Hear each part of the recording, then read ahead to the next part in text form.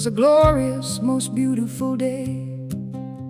The time of year, it must have been May. The flowers were all green and ready to bloom, and they hoped that winter would never come soon. The animals were gay and the birds all aflutter, while the coterie stood still, not a word did they utter. They thought of their journey and the pilgrimage they would make. Each pondered the trails and roads they would take.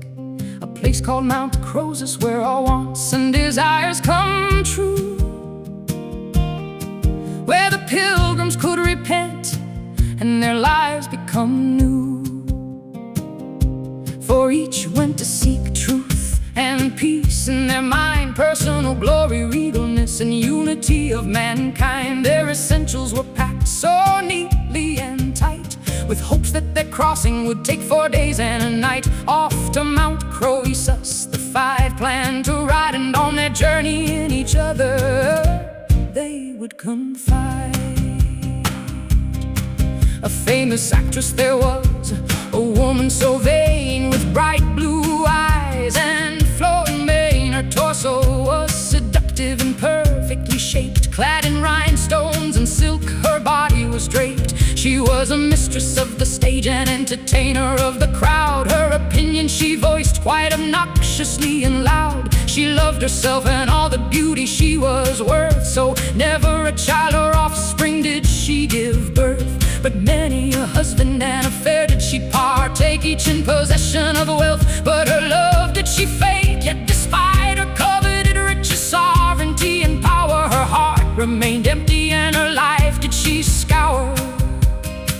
Well, in Mount Croesus seemed to lie the answers to her sorrow, so with the others she trekked and did eagerly follow. A politician also journeyed, a man of great stature was he, for he was ready and willing to pass any bill for a mere fee. His eyes were beady and filled with deceit, and each election for votes would he cheat.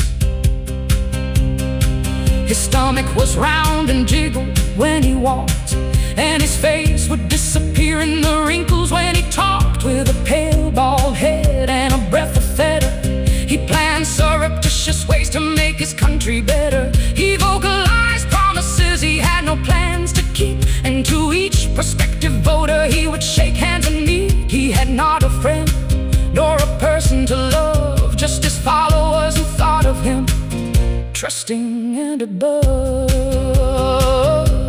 A woman of the house also traveled with the horde. She was importune, weary, and occasionally bored. With her 8 children she lived in a house. Her husband had died, so she had not a spouse. Her hair was as slatty as a dark cloudy day, and her face looked worn with vacuous eyes, having nothing to say.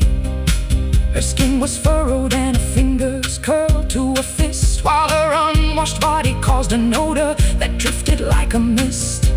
Pecuniary funds for food and rent was a concept rare, so the government must help keep the kids in good care. Looking and scrutinizing for an occupation of some kind, she spends most of the day waiting in unemployment lines. But no matter the query or hardship, she must resist. Her faith in the Lord she did always persist.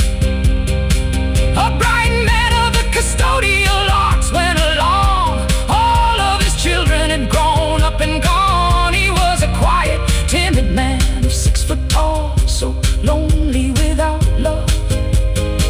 He had no one at all. He worked day and evening scrubbing the floor. His hands would blister and bleed, but he still would work more.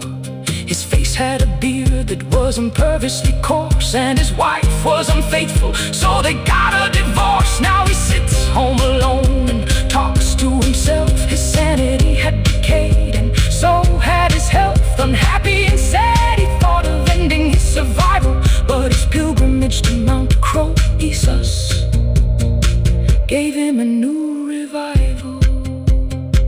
A mailman traveled and journeyed as appearance I shall certainly tell. His face was emaciated and cadaverously pale. Through snow, sweet or rain, he would deliver the mail. But on the clearest day, when he was tired and sore, he would steal the mail and his basement he would store.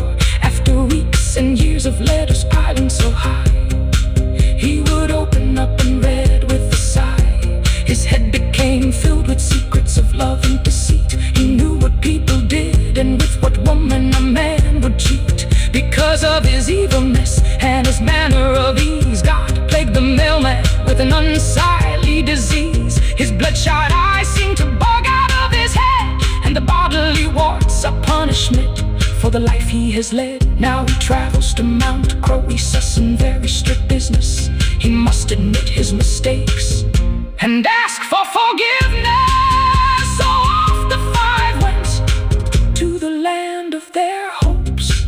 They planned to be better and respectable